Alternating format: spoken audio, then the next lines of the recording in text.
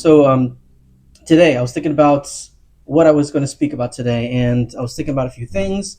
And something that came to mind was I was watching this show with my mom for quite a while. While now we're sort of binge watching the series, and we were watching season after season after season, and it was really really compelling. But what really drew me into the series was this overarching theme that just kept being permeated every single season, every episode. The overall theme was belief, and I loved it because every single time you'd see characters wrestling with this thing called belief, belief in each other, belief in this thing, and it was amazing how like they kept tying it back to the strength of belief, and I would always equate that to our faith and our belief in God and our belief in something greater, something that you can't see, something that's not tangible, because everybody believes in something. Obviously, when you're younger, some things that are believed in are sort of done away with. We have these things called like Santa Claus, the Tooth Fairy, and the Easter Bunny. You want kids to believe in these things when they're young, have their imagination run wild, but then you want their belief to taper off and be grounded and rooted into something more concrete, more realistic, more believable. But when it comes to something like faith, when it comes to something like God, that needs to be evident daily because the enemy will find something, a little bit of doubt, a little bit of hesitation, and will plant those seeds that will be a lot harder for you to fight back against if you don't have a strong foundation. So we all believe certain things about God, certain things about people, even things about yourself. You just believe them. You might believe what love is supposed to feel like. You might believe what success is supposed to look like. You might believe what you deserve, believe what you fear, believe what you'll never be. And those beliefs aren't just ideas, because these beliefs, they shape your habits, they shape the decisions you make, they shape the directions you end up going, and even your destiny. So these beliefs are things that are strong in a person's life. Some beliefs are taught, whether these beliefs were taught because they were spoken from a pulpit, whether they're spoken by a parent, spoken by a teacher. Some beliefs were caught. Maybe you picked up something that does not require words. You just absorbed it by just watching somebody. You watched somebody, and then that belief was formed. Some beliefs were whispered in pain. When you're in moments of heartbreak, when you're in moments of trauma or failure, where lies speak louder than truth. Some beliefs were handed down in silence, passed through with generations. If a generation had taught you something, your parents, your grandparents, your culture, something is passed down with patterns, with unspoken expectations, and that's where your belief is formed. But belief is never neutral because it's always building upon something. And that's why it matters so much to know about belief. Because if what you believe is even slightly off, you might be building your life on something that was never true in the first place. And that leads me to the truth that we're going to wrestle with today. Because some of the greatest and deepest beliefs you carry didn't come from a book. They came from moments of pain, repetition, emotion, or influence. And now they live inside of you like truth. But are they really true? And that's what today is all about. Because before we can build our life on something, we need to think about what we believe. So I'm going to work off of this topic, and this topic is very grand to tackle, so I had to split it into two parts. So this will be a two-part sermon series where today we're going to talk about the word think, and the next one will be about the word stand. And we're going to use each letter of these words, like I've been doing with cross and risen and stuff like that, these spiritual anagrams, and we're going to learn different tools we can use to examine, evaluate, and elevate your beliefs. So for each letter, we're going to have a symbolic spiritual tool and a metaphor to help you remember and apply that truth in your daily walk with Christ. Because in this world where there's so many headlines, so many half-truths, so many hollow hypes that we have to do more than just believe what sounds good in our ears. We have to think before we let that thing take root in our soul. And why do we do that? Because we're so prone to believe things deeply that may not be true. So we build belief systems about a various amount of things. One of those things is repetition. So if you hear something enough, it starts to feel right. So you may have heard the phrase, well, good people go to heaven. So many people will just spout that phrase and say, well, that person was a good person. That person went to heaven looking down on me right now. And it's culturally accepted.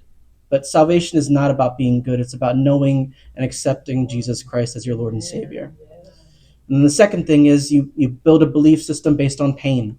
Because what hurts us often shapes us into what we accept. You might say something like, well, if they left me, then clearly I must be unlovable. And when you do that, your trauma then becomes your identity. And then you stop believing in something as strong as God's love. And you don't accept that. You build a belief system on emotions. And feelings are real, but they're not always reliable. You may say something like, well, this thing makes me happy, so it can't be wrong. And you build your belief system on that. But the thing is, feelings can lie. And the Bible already tells you the heart is deceitful. Sin can feel right before it wrecks you. The next thing you build a belief system on is tradition. So just because it's old doesn't mean it's God. You might say, well, you have to dress a certain way to be holy. And you build a belief system on dressing. But holiness is inward. Isaiah 64:6 says, even our best righteousness is filthy rags. So the other thing you could build a belief system on is influence. Other people's voices. Because sometimes those voices speak louder than God's because of how highly you revere them. This person might say, well, the Bible doesn't even talk about that specific thing. Why? Because it's outdated. But God's word never changes, even if your culture does.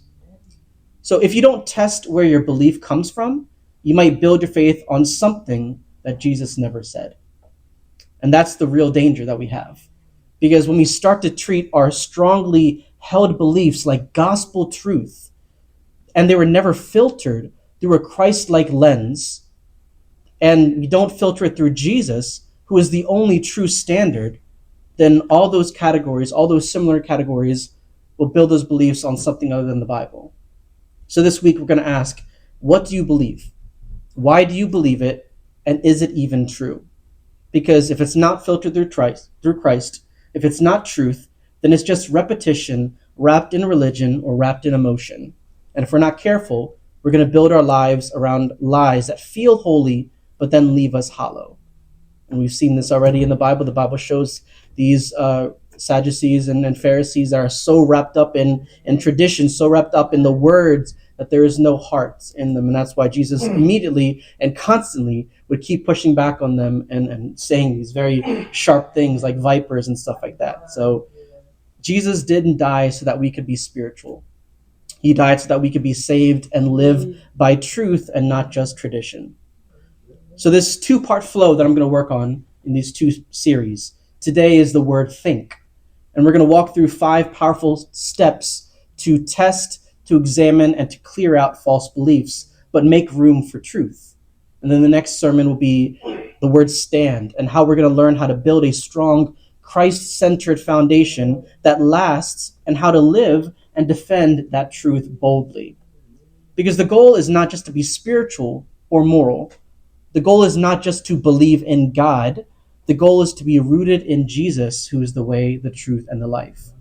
And once you think through what exactly you believe, then you're going to be ready to stand and defend that belief. So if this world is just full of lies, and if we're prone to absorbing things like pain, repetition, and tradition as if they are gospel, then before we believe anything, before we can share these things, before we can stand on it and pass it along, we need to do something radical, but actually essential, which is we need to think.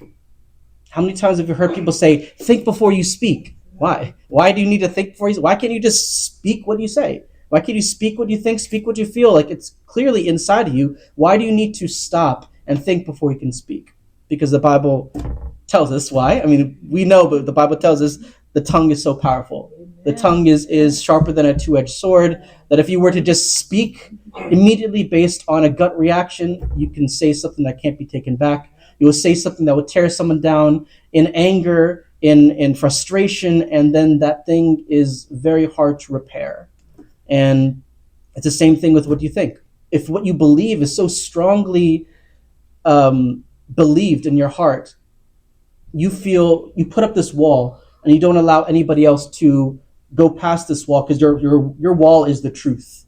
And it's hard for you to even have a conversation with somebody if you have this strong thing and you're not allowing truth to permeate it, because you think that what you believe is the truth. And that's what happens if you're not using a Christ-like lens, or using a worldly lens, or a life-shaped lens. But you need to think. You need to test what you believe. You need to hold to what is true. You need to identify where it comes from. You need to name the lies and the truths out loud, and keep only what is rooted in Christ.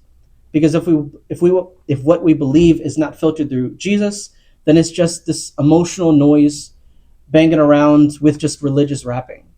So we're going to move on to the first letter of the word think, which is of course the letter T. So the letter T in the word think stands for test.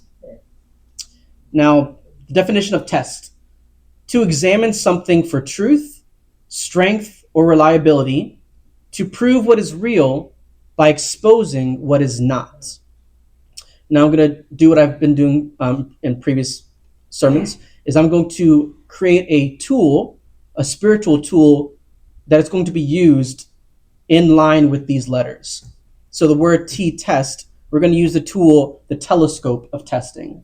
Now, I love telescopes. I love going to the planetarium. I love seeing things from far away and seeing it up close as if I was there. So what does a telescope do then?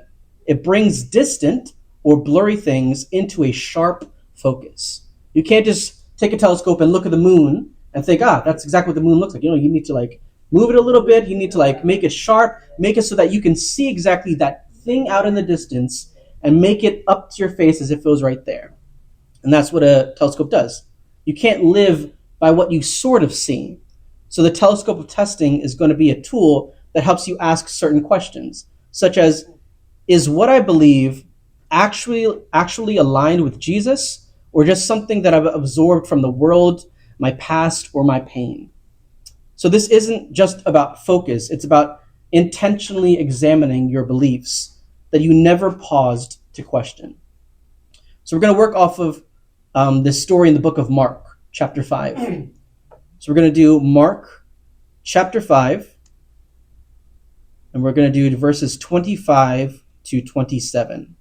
Now, many of you probably know this story. It's a very short story. It's a story about a woman who had an issue of blood for 12 years. And we're going to use this woman's story, a wonderful story in the Bible, and we're going to use this one story and tie it to every single letter of this word, think. So we're going to do the first letter, T, for this one. So starting with verse 25. A certain woman which had an issue of blood 12 years. So she didn't exactly just have a condition. This was a history of 12 years of blood. And the issue had gone so long that she's being referred to by this condition. It's become her identity. This woman is the woman who had an issue of blood for 12 years. So in the eyes of culture, in the eyes of religion, and even herself, she was unclean. She was untouchable. It was hopeless. Verse 26. And had suffered many things of many physicians, and had spent all that she had, and was nothing bettered, but rather grew worse. So this lady, who had suffered for 12 years with this blood issue, was exhausted, was used, was broke, and these experts, these doctors, these physicians, took her hope, took her health, her money, and gave her nothing but worse results.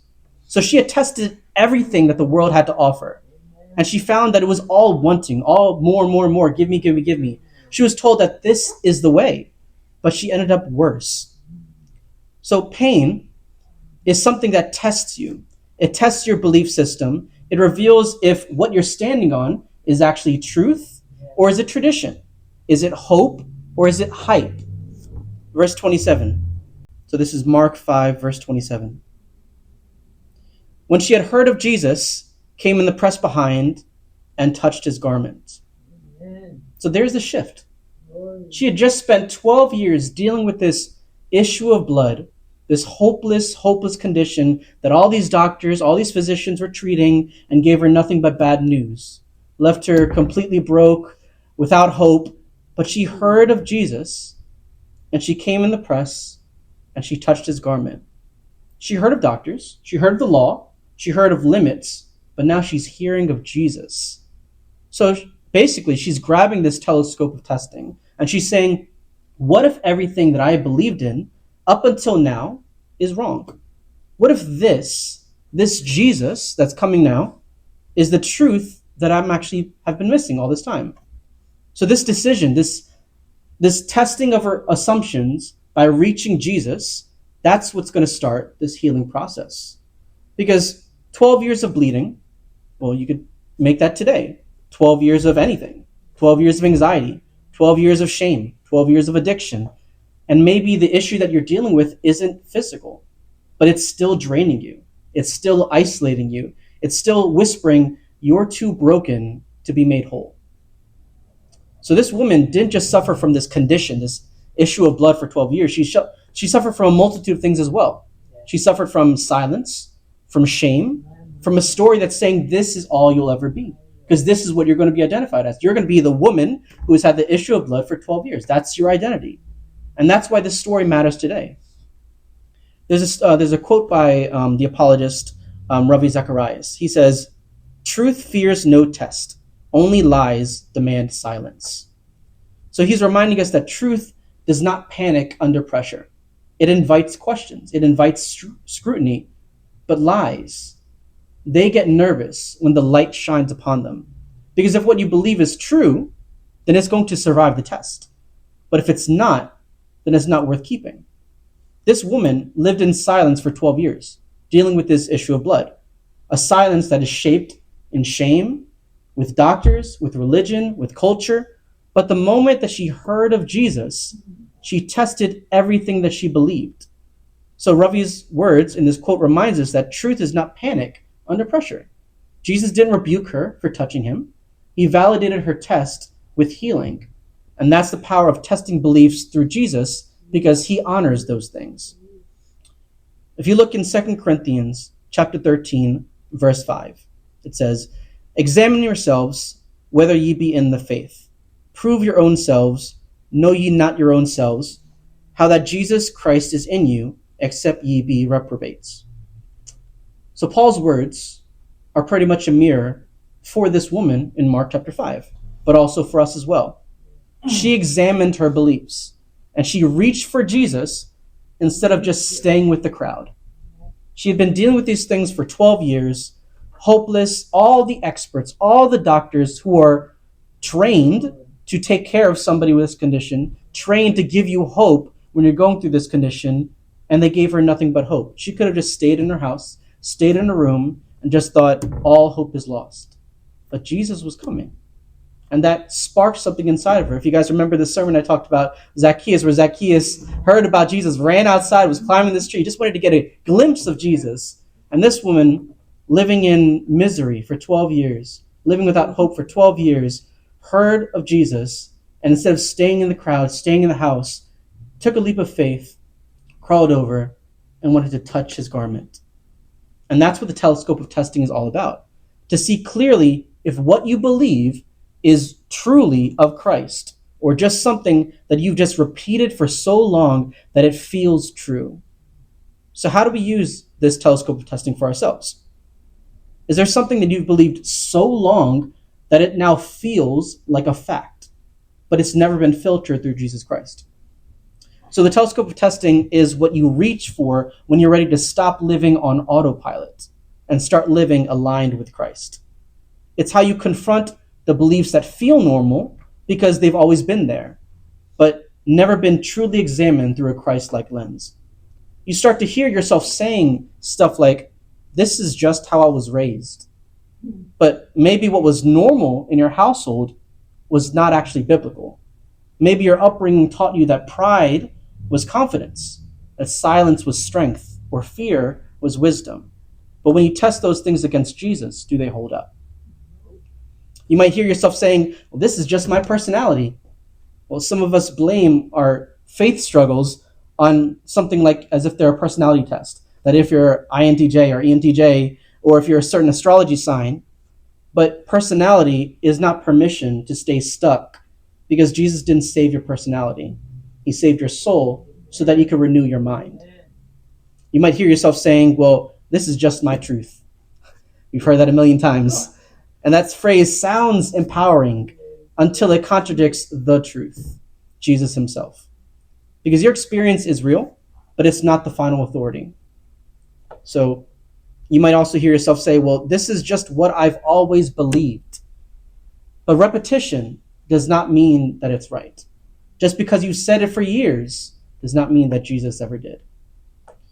You might say, well, this is what everyone around me believes. But crowds don't guarantee clarity.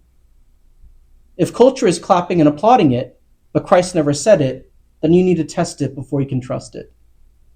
So the telescope of testing, this tool in this letter T, is forcing you to pause and ask yourself, is this belief truly Christ's truth, or just something that has grown comfortable over time? So if it doesn't align with the words, the ways, and the witness of Jesus Christ, no matter how deeply you've held onto it, no matter how long you've held onto it, it's time to let it go. Because eternity is not built upon what feels true. It's built upon what is true and on truth that can stand any test. And we don't test belief so that we can tear everything down. We test it so that we can refocus on what is real. So the question you can ask yourself is, well, what belief have I carried around all these years that Jesus might want to challenge me on today? This woman in this story tested something new. And when she reached for Jesus, everything changed. But testing alone was not enough, because once you discover the truth, you have to make a decision. Will I hold on to this truth, or will I let go and then return to what seems familiar, return to what seems comfortable, return to what I've heard all my life? So let's wrap up this letter T with this other thing, this sentence. If it can't pass the test of Jesus, it's not truth. It's just noise. We're going to move on to the next letter, H. And this H will stand for the word hold. Hold. Definition: to cling tightly to something with strength, focus, or commitment, to keep it close, protect it, and not let go. We all hold on to something. We hold on to belief. We hold on to truth. We hold on to love. And then literally, we hold on to things, never letting go. If somebody says, hold on to this kite, hold on to this balloon, just a tiny little bit of letting go, what happens? Flies away. Nothing you can do about that. Once that thing takes flight, no matter how high you jump, no matter how hard you jump, you're not going to catch it because it's going to go right up in the air. Especially if you're not in a room with a ceiling. If you're outside and you let go of a kite, let go of a balloon, it's going straight up. You can't catch it. But it's just because you just lightly let go. But if anybody were to watch your fists as you do it, I'm holding on to it, holding on to it. You didn't see me let go a little bit in my fist. But I know that I let go of a little bit of pressure. But to the outside eyes, nobody sees that until they see the balloon flying away.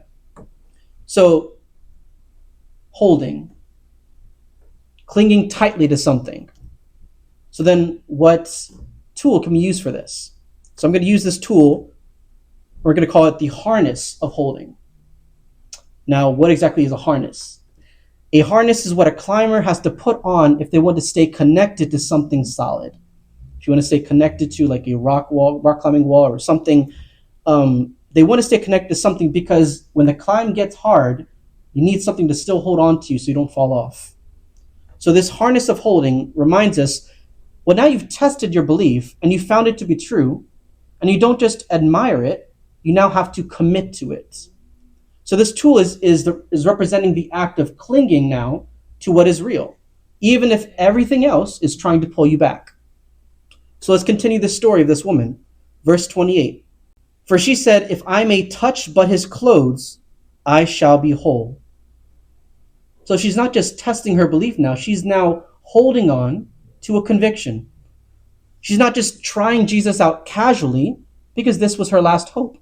All the doctors gave up on her. Other people gave up on her. Remember, her identity was the woman who was at issue of blood for 12 years. Next year, she was the woman who had issue of blood for 13 years, and so on and so forth. So her faith was not vague. It was focused, intentional, and personal. She's saying, basically, if I can just touch just his clothes, that will be enough. That's the harness of holding. It wasn't just that she reached, it's that she refused to let go of her belief that Jesus could heal her. Verse 29, and straightway the fountain of her blood was dried up, and she felt in her body that she was healed of that plague. So the moment she held on to Jesus, everything changed. Her body didn't just feel different. She knew the pain that had defined her for over a decade was now gone. But remember, make no mistake, it's not just because she touched him. It happened because she believed, and that she held on to that belief when the crowd, the culture, and her condition said no, this was not possible. There's a quote from Jackie Hill Perry that says, "The grip you keep on truth determines whether truth can keep a grip on you." So this quote reminds us that truth isn't just something that you know, it's something that you have to hold on to. Because if you don't hold on to truth, then anything else will hold on to you. Fear, failure, your past. This woman did not let go, even when the crowd was pressing in. She didn't back down when pain was too much. She didn't back down when society was pushing her aside. She gripped her belief in Jesus, and because of that, he gripped her then with healing. Proverbs 4, verse 4. He taught me also, and said unto me, let thine heart retain my words, keep my commandments, and live. And that's exactly what this woman did. She clung to these words of hope that she had heard about Jesus. So she didn't just reach out physically, she also reached out with strong conviction. So when you put on this harness of holding, this spiritual tool for this letter H, you're gripping truth with your whole heart, not just your hands. So then, how do we use this tool? Once you've tested your beliefs, and you discovered what's truly from Jesus, you need more than just knowledge. You need to grip. You need this harness of holding, because real truth is always going to face resistance. The enemy is going to whisper all the time. The enemy is going to say, you're not really healed. The enemy is going to say, it was just an emotion. That freedom won't last. Because he knows that if he can shake your grip, he can then steal your peace. And the world is going to roll its eyes and say, that's just religious hype. You're not that different. People don't really change. And the world hates truth because it actually transforms. It actually exposes everything that was once counterfeit. And even inside yourself, your own fear may say things like, well, what if I go back to how I used to be? What if this just doesn't stick like everything else? What if God changes his mind? Because fear is trying to convince you to hold back instead of hold on. And that's when you reach for this tool, the harness of holding. And you declare out loud, this truth isn't just something that I felt. It's something that I found in Jesus. It's not hype. It's not emotion. It's not temporary. It's truth. And I'm not letting go. So this harness of holding is what's going to keep you tethered to Jesus when the climb starts getting steep and the climb starts getting hard. When your emotions start to fade, when friends start to walk away, when the enemy starts roaring and the past starts to pull you back. So you put on this harness, not because you're strong. You put this harness on because you're committed to stay connected to the one who is strong. Because truth is not just what we discover, it's about what we hold on to, especially when it starts to get the hardest. So you ask yourself the question, am I holding on to truth with both hands? Or am I holding on to Jesus with one hand and holding on what to I fear with the other hand? So the woman held on with bold faith. And in that moment, healing flowed into her body and into her life. But the story doesn't just end with her belief. Jesus stops and he turns. But why did he do that? Because he wants her to go even deeper. He wants her to identify what exactly happened to you and he wants to bring that into the light. The story could have been Jesus walks in the crowd, the woman with the issue of blood crawls out into the crowd, touches his garment, she gets healed, so on and so forth. Next verse. But it's not. There's more to this story. So let's wrap up this letter H, hold, with this. What you hold in the storm will hold you when peace returns.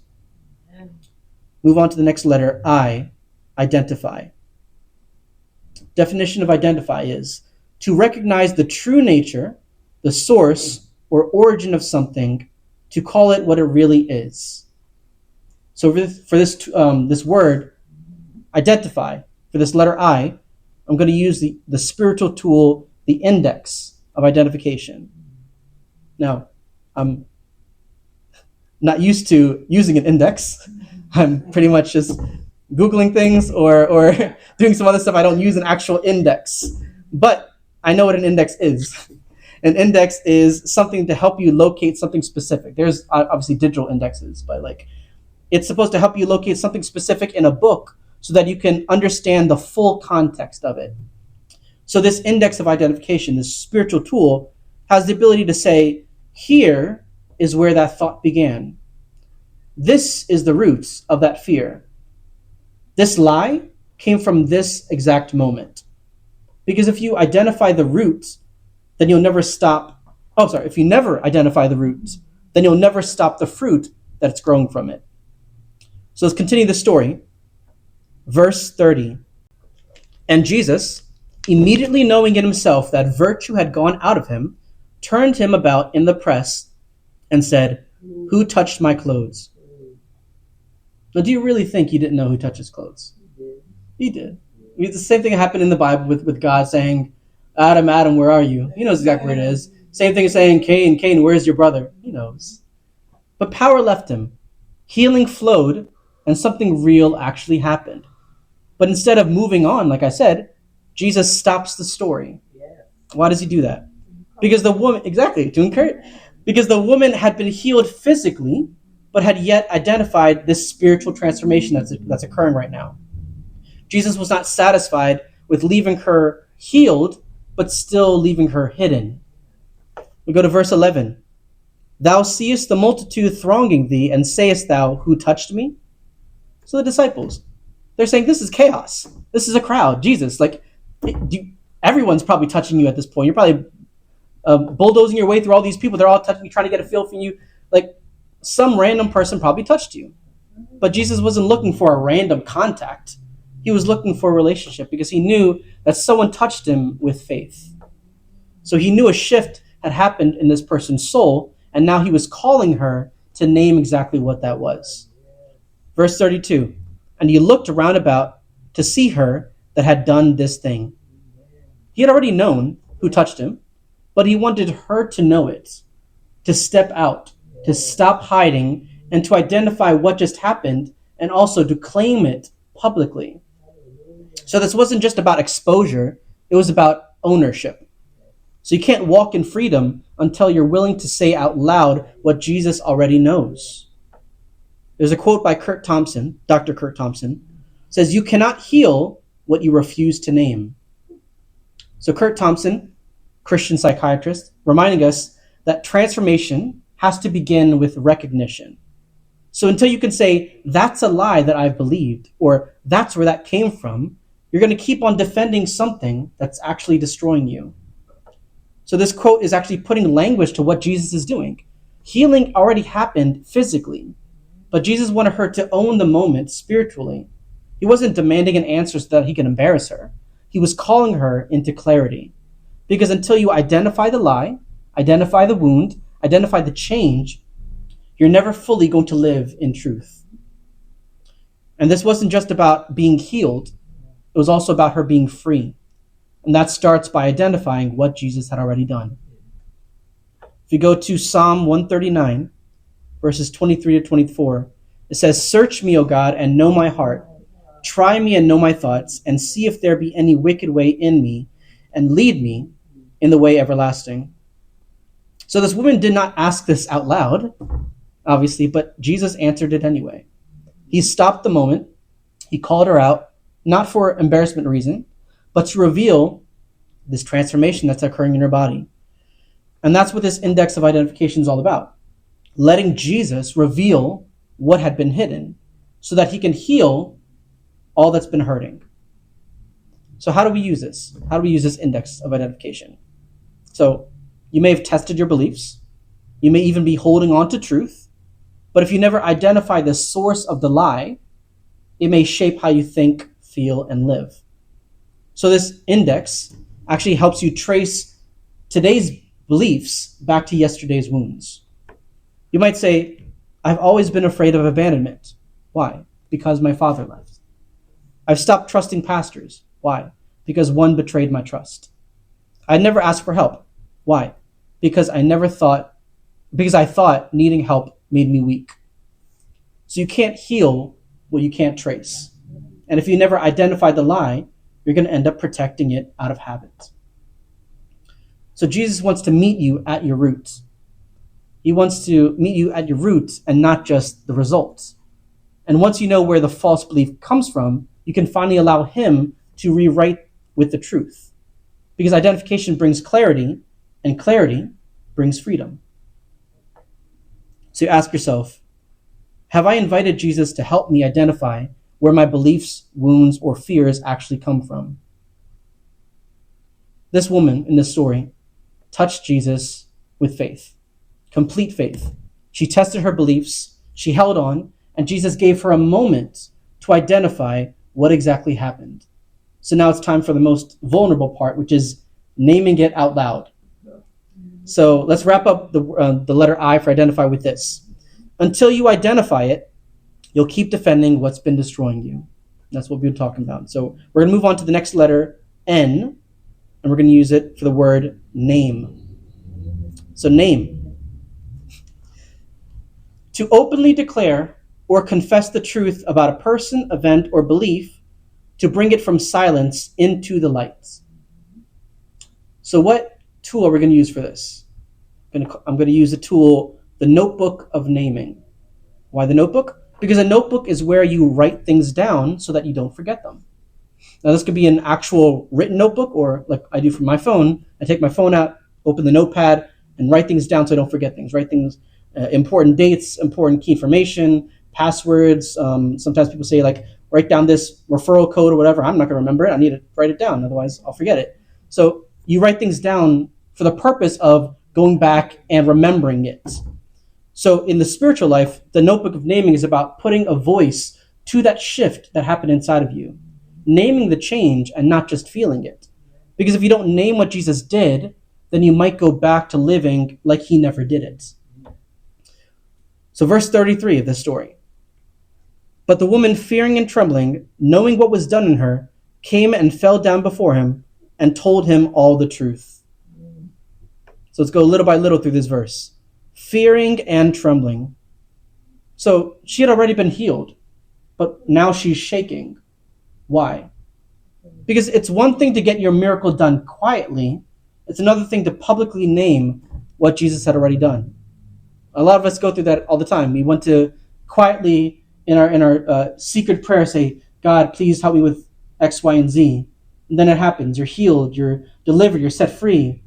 And then nobody knows. You don't testify. You don't say anything. You want to keep that healing, that deliverance private. But this wasn't fear of punishment for this woman. It was fear of being seen. Because remember, for 12 years, she had learned to stay silent, to stay out of sight, to blend in, to be this unclean one. But now she's healed. Now she's whole. And now she's invited to say this out loud. It says, knowing what was done in her. So she couldn't deny it. She couldn't explain it away. Remember, it happened instantly. She knew something was being healed inside of her instantly when this blood was being dried up. She knew something had changed, but she has to now name it. What happened next? Came and fell down before him. This seems very, familiar. That's worship. That's humility. This is a woman that knows that truth does not belong in the shadows. And she doesn't fake it. She doesn't spin it. She simply tells him all the truth. There's a quote from Anne Voskamp. It says, when we name what's broken, we give God permission to redeem it. So it's reminding us that God is not afraid of our honesty. In fact, he wants your honesty. He wants your complete, vulnerable honesty, your full surrendering to him to allow him to heal it. But transformation begins when we stop whispering pain to ourselves and start speaking the truth in the presence of Christ. And the woman in the story, she didn't just feel better, she named the transformation. She stepped into public vulnerability, and then Jesus Christ met her with grace. So when we name what's broken, or even what's been healed, we make space for God to redeem it, to solidify it, and ultimately to then use it. So her miracle was then moved from this private faith that she was having to now being a public witness. And what she named, Jesus then affirmed. Psalms 107 verse 2 says, "Let the redeemed of the Lord say so, whom he hath redeemed from the hand of the enemy." So she could have walked away silently. She could have known in her heart and in her soul, I've been healed of this thing that's been plaguing me for 12 years. But instead she told him all the truth. She named what he did, and in doing so, sealed her freedom. And that's what the notebook of naming is supposed to do. Help us speak what's already been done so that the enemy can't steal it later. So don't just feel grateful about something. Speak about it. Don't just believe something in private. Declare it in public.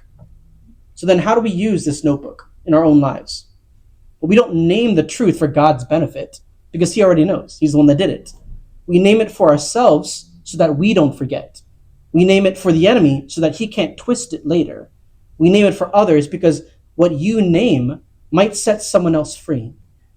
And that's the difference between private belief and public transformation.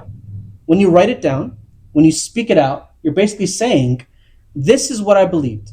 This is what I did. This is what Jesus did for me. So you're not just remembering the moment, you're marking it. And that's why a lot of people love to do the whole being baptized, having this public display of exactly the internal transformation that's happening. Because you're making it harder for the devil to try to rewrite your story later with lies and doubts. So the notebook of naming is how you preserve this miracle and also how you proclaim the message. Because if you never name what God did, you might live like it never happened. So you might ask yourself, have I named what Jesus has done in me, or am I still keeping it to myself out of fear or shame? So the woman in this story tested her truth. She held on to faith. She identified what changed. She named it out loud, but still, the story isn't over. Because Jesus doesn't just want you to experience truth, he wants you to keep it, to live in it, to walk in it. So let's wrap up the letter N name with this. Your voice may shake, but it's still powerful, and Jesus listens when you speak. So let's move on to the next letter, K, and that will stand for the word keep. It means to hold on to something, to guard it, to protect it, and live by it, refusing to let go or forget. So then, what tool can we use for this? I'm using the tool, the keyring of keeping. Now, why keyring? Because what does a keyring do? It carries the tools that give you access to places, to authority, to identity. So this keyring of keeping is a symbol for carrying the truth with you, living it, and refusing to drop it when the moment passes. Because truth is not something that you just touch once. So keyring, I have a lot of keys for a lot of things, a lot of rooms, a lot of doors, a lot of things. And if I were to just have them all separate, and I have to grab them all one at a time, stick them in my pocket, and then I pull them out of my pocket, I might drop something once I pull it out. Let's just say that I'm like walking on grass and I can't hear this metal hitting the ground. I'll never know where those missing keys went, unless I try to retrace my steps. But the point is, when you have a key ring, all of them are connected together. You'll never lose them because they're all together. So that's what this tool is so important in this context, because it's something that you're supposed to carry for the rest of your life. Let's go to the last verse, 34.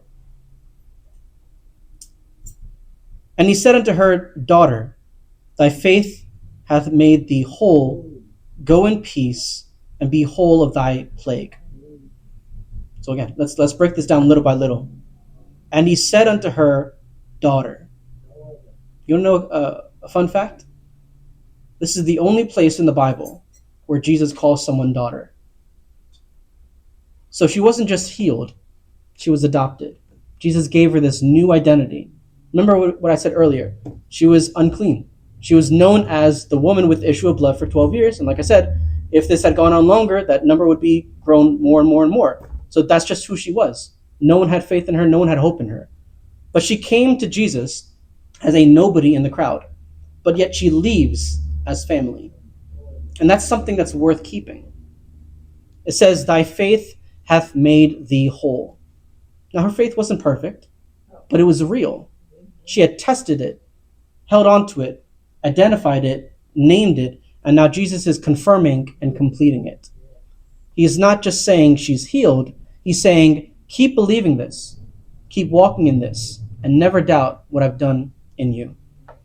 Then he says, go in peace and be whole of thy plague. He doesn't just say, you're better. He says, go in peace. Not just healed, but whole. Not just physically restored, but spiritually secured. And that's what this tool is doing, this key ring of keeping. Jesus gives her truth and says, now carry this wherever you go. So she didn't just get healed, she ends up getting renamed. And so some of us have been living under different labels. You could name anything. You could say rejected, unclean, not enough. But Jesus is calling you daughter. And that's the name that you get to keep. Christine Kane has a quote that says, don't let go of what God gave you in the dark just because it's daylight now. And these words hit perfectly here because the woman reached out for Jesus in desperation, in darkness, in secret. No one knew what was going on, but Jesus did. Now it's morning in her soul, but daylight can now deceive us. Because when things feel better, we're tempted to forget what God did in our hardest place. But Jesus didn't let her walk away casually. He looked her in the eye and he said, don't just remember this moment. Keep it. Live by it. Be whole by it. And that's exactly what this key ring is meant for. For you to have truth to carry along with you after the crowd had already moved on. Proverbs 3 verse 3 says, let not mercy and truth forsake thee. Bind them around thy neck. Write them upon the table of thine heart. So Jesus didn't just heal her. He called her daughter. He gave her mercy and truth and told her to go in peace. And that's what the key ring is for. To take truth with you, to write that truth on your heart so that that moment can stay with you even when life moves on, even when you start to doubt, even when you start to hear things from this person and that person. You don't leave truth behind when the moment passes. You bind it. You carry it with you. You write it down. You keep it. So then how do we use this key ring? Too many people have real, powerful moments with God. They encounter so many things, they go through so many things, and they feel it. But because they didn't keep it, life convinces them that it never happened. So you might feel forgiven, but then shame creeps back in. You might believe that you were healed, but then doubt starts to whisper again. You might declare your faith, but then fear shows up the next morning. And that's why you need this tool, the key ring of keeping. Because it means that you refuse to drop what Jesus already handed you. You don't let time, you don't let pressure, you don't let people talk you out of what God already confirmed. You carry what he gave you, even when the high wears off, even when the crowd moves on, even when the enemy starts to lie again. The truth you don't keep is the truth that you'll eventually start to question.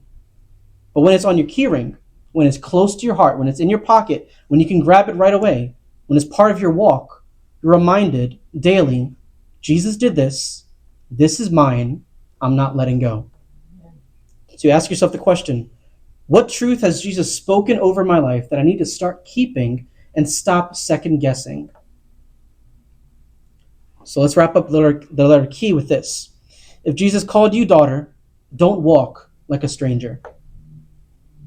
So the woman in this story, she tested her belief. She held on to truth. She identified the shift that happened inside of her. She named what Jesus had done. She kept it and walked away whole. This is what it means to think before you believe it. THINK. So let's go back and recap. T stands for test.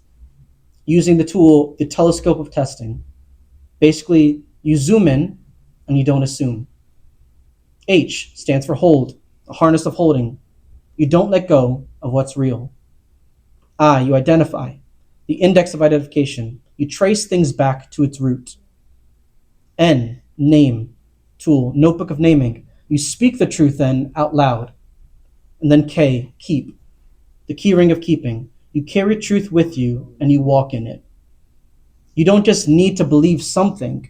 You need to know where it came from, what it costs, and who it points to.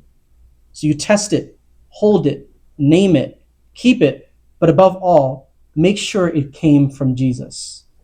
Because in a world full of noise, confusion, and counterfeit faith, we need a people who will think before they believe it, so that they can stand when it matters most.